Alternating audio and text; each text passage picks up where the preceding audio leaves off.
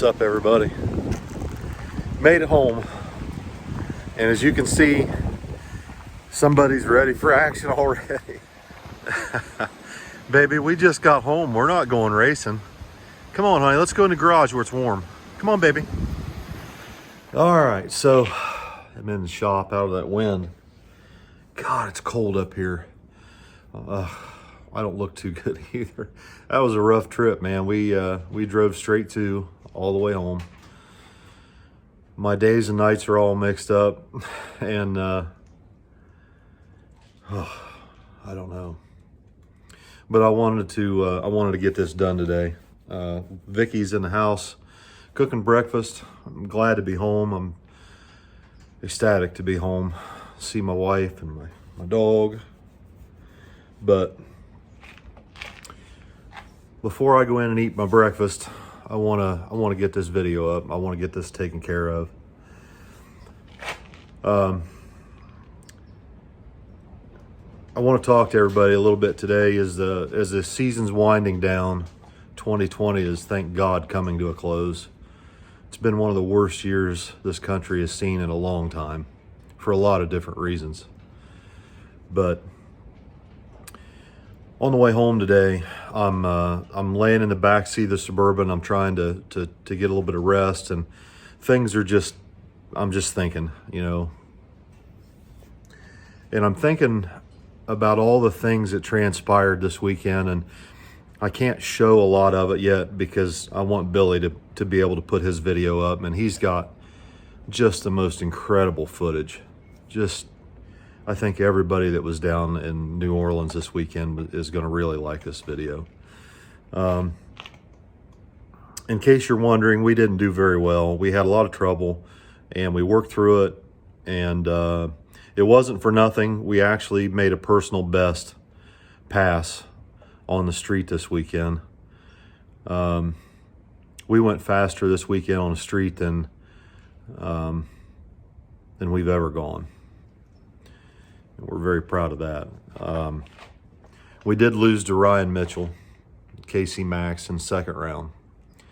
But if there was somebody there that I'd rather lose to, I don't know anybody I'd rather lose to than Ryan Mitchell. His whole crew, fantastic people, gracious winners, gracious losers. We did everything we could. Unfortunately, we came prepared for the pad, and we never made a hit on the pad. We were on the 5, or as BJ likes to call it, the 5, right behind NASA, right on the coast. And I remember we went out there Thursday night and we tried to make a hit, and we got run off by the cops, which you saw that in our last video. And I told Billy, I'm like, man, this is kind of a circus. There was a lot of spectators. This is on a Thursday night, and there's already spectators. I mean, like hundreds. And I told Billy, I'm like, man, our best bet is to not go back to the meat spot.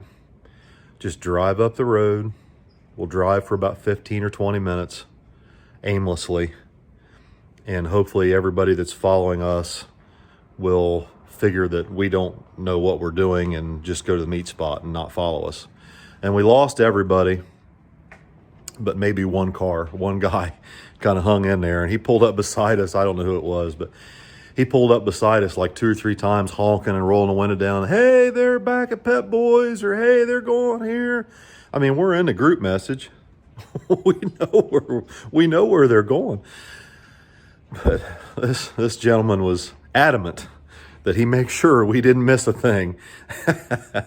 So anyway, that was kind of funny. But I told Billy, I said, if you want to get a test hit in tonight, your best bet is to not follow everybody back to the meat spot. Just drive up the road for about 15 or 20 minutes. We'll turn around and go right back to the place where the cops just run us out of. We'll unload, bust a pass off before anybody shows up, before the circus shows up and all the spectators. And that's our best bet. And that's exactly what we did. Now, it's a good thing we did that, because had we not done that, we would not have realized that we had a serious problem with the truck. We had two problems. One, we towed down there with the truck on an open trailer through a hurricane. And we had a little bit of water contamination in the fuel cell. I thought that maybe that was the whole problem, and it wasn't. So we made 2 test hits. Both of them were junk. Well, let me rephrase that. They weren't necessarily junk, but I was definitely confused because the density altitude was 500 feet below sea level, which means we should be making more power even on gate pressure than we ever have on the leave. So Billy comes back after he makes the first one, and I heard that it was making noise. It was missing and popping and cracking as it got out to about 300 feet. And he said, "Dad, it's down on power. Even when it left, it's down on power," which confused me because he shows me the drag. He says it went 135, 60 foot on a test spot we've never been on, leaving on gate pressure. So I'm trying to process everything. The density altitude is 500 feet below sea level. It's down on power, but it went 135, 60 foot, leaving on gate pressure. It went 369 to the 330, down on power, turned down. I'm trying to process all this. And at the same time, I'm trying to understand why, for the second time in a row, we've gone to New Orleans and the truck doesn't run right. And it runs perfectly fine here at the house when we load it up. And Billy starts in, "Oh my God, it's a head gasket again." I said, "It's not a head gasket. I'm telling you right now, it's not a head gasket. It was a head gasket the last time we went." So he's got it in his head. We've nipped a head gasket. And I knew it wasn't that. Anyway, we drain the fuel out, refill the cell, make a test hit out on the coast, south of the I-10 on this little narrow strip. I don't even know what the road was, but we go out and make a test hit. Same thing, it won't run. So we load up, we go back to the hotel in Picayune, which is in Mississippi, just across the state line. And I told Billy on the way there, I'm just thinking, I'm driving and I'm trying to process in my mind what in the hell is going on with this truck. And the only thing I can think of is that we drove through this hurricane, and I'm like, well, if it's not the fuel, maybe it's gotten some condensation or some water in the distributor cap.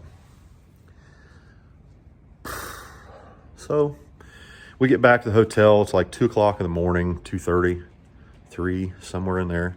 And I pull the hood off this thing underneath the parking lot lights and get to work on it and pull the cap off.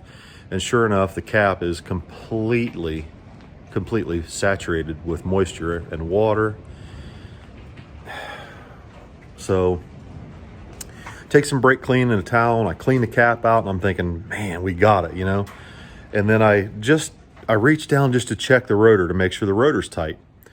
And when I touch the rotor turns back and forth like, I don't know how many degrees, way more than it should.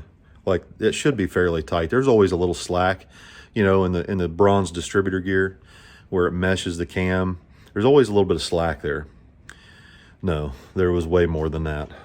The distributor shaft pulls up and down in the distributor, which it shouldn't, and the rotor turns back and forth.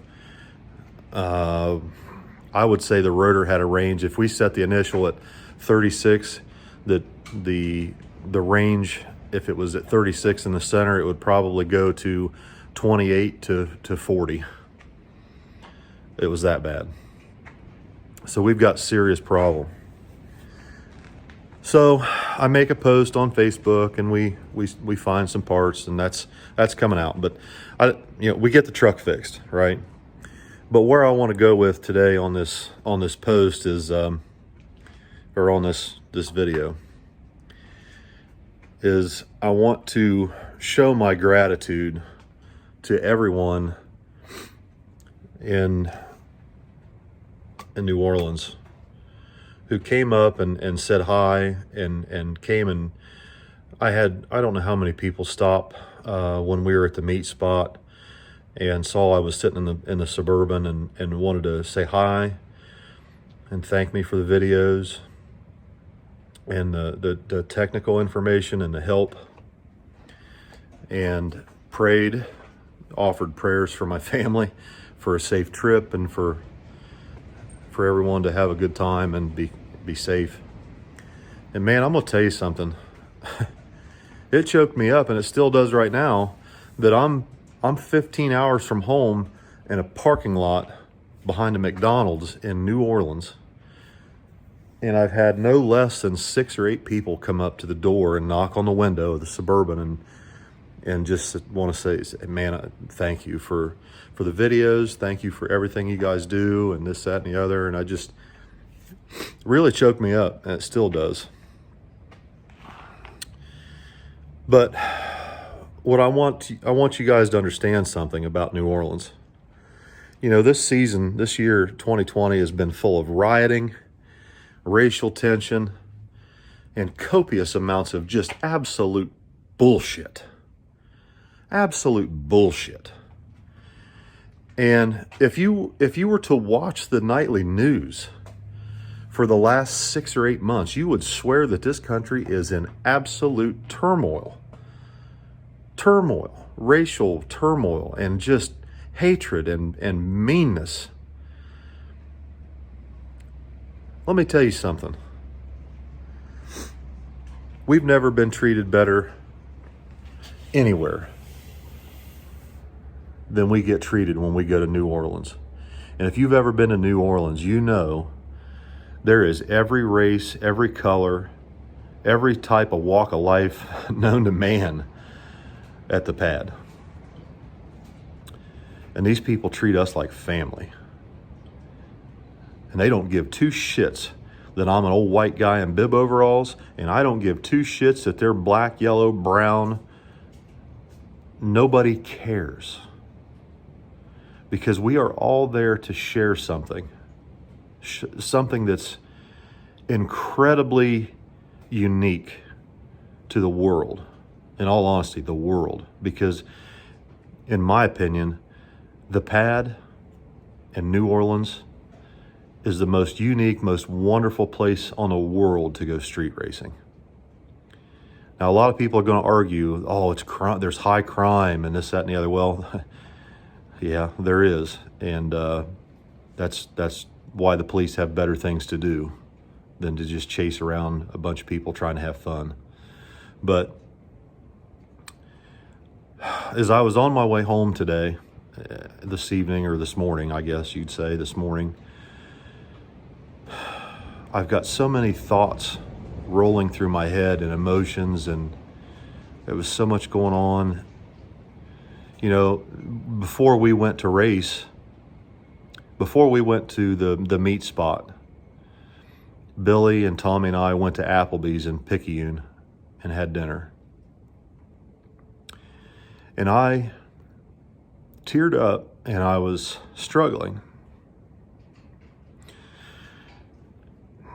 Hang on, sorry. I was having an anxiety attack.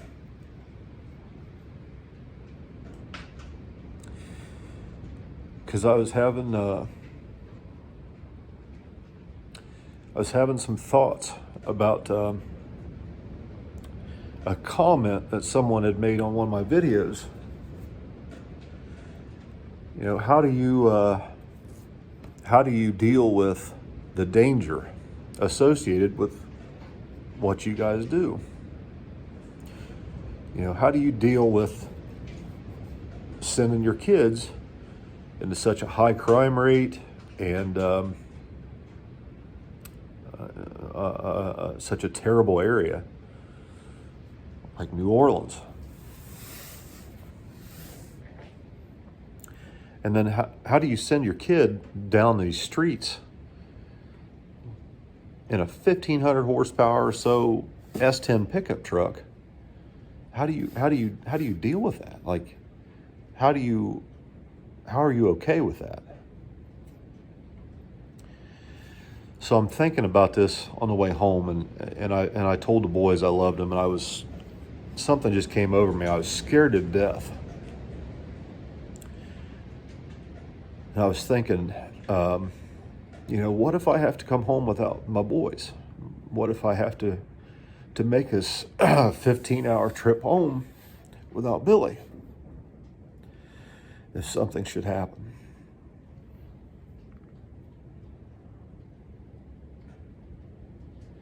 All right, I'm back. So what am I going to do if I have to go home without my kids? One of my kids or both my kids, if something should happen. But then I started to come to the realization that the world we live in is terribly dangerous regardless of what we're doing. And this year has been above and beyond dangerous in a lot of different cities for a lot of different reasons. And some of the things that have gone on in this country this year, motivated by politics, in my opinion, because the shit was going on nonstop until they realized this is hurting a certain candidate's chances of getting reelected. And then all of a sudden it's just like it just stopped. I'm not going to get into politics. I think everybody knows where I stand on this stuff, but I realized that I'm not going to live in fear. There's a lot more dangerous things that we could be doing.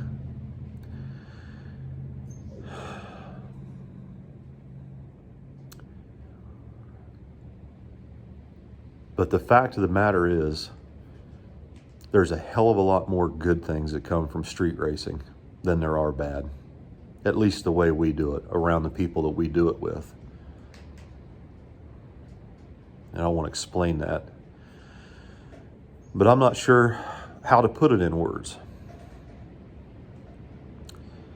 And just as I'm thinking about all this on the way home, this song comes on. Tommy's got his phone hooked to the Bluetooth on the stereo in the Suburban. And this song comes on. And as the song's playing and I'm listening to the lyrics, all of these visions come through my mind that kind of go with the lyrics. And I just had to do this. I can't monetize it because the song itself is copyrighted. So this isn't about me trying to make money off of this, or this is too important for that kind of shit to me. This is important to me. So anyway, guys, this video is my way of saying thank you to Brian Joseph, to Jillian Wallace, to the guys that put this race on last weekend, to the spectators, the racers, and everyone who was there that said hi, that came to see us, just everyone that had anything to do with what goes on at the pad. And a little history lesson. There was once a man named Big Willy Robinson who started the Brotherhood of Street Racers in California. Everybody knows what he did in California. I think if you have any interest in street racing, you probably know who Big Willy Robinson was.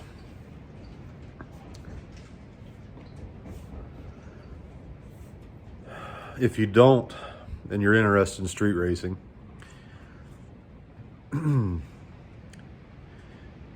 it would be a good idea for you to Google that and search Big Willy Robinson. Anyway, Big Willy kind of got famous for what he did in California. But what people may not know is Willie was born in New Orleans, Louisiana. And He went to Vietnam in the 60s, served his country. And when he came back home, which he was lucky enough to be able to come back home, he relocated to California. And he set off to start a lot of really important work out in California to bring people together of all races, all colors, all ethnic backgrounds. And that's a story for another video. But Brian, Joseph, BJ, Chris Limpy Collins, Toby out in Kansas City, this is my way of saying thank you.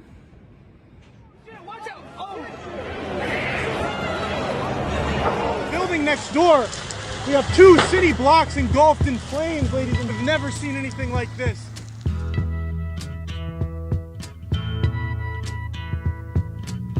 There's something happening here, but what it is ain't exactly clear. There's a man with a gun over there, telling me I got to beware. I think it's time we stop, children. What's that sound? Everybody look what's going down.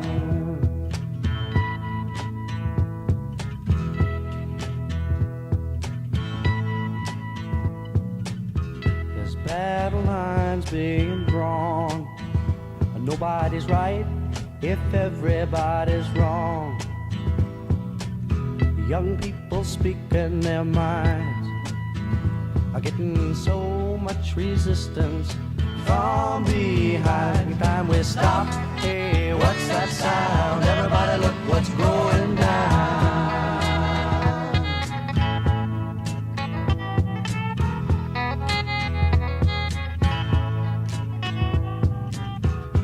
What a field day for the heat. 1,000 people in the street, singing songs and a carrying signs. Mostly say hooray for our side. It's time we stop. Hey, what's that sound? Everybody look what's going down.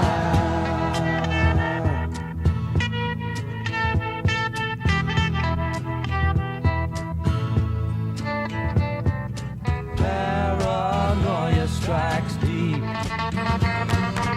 into your life, it will creep. It starts when you're always afraid. Step out of line, the man come and take you away. We better stop. Hey, what's that sound? Everybody look what's going down. Stop. Hey, what's that sound? Everybody look what's going. We better stop now.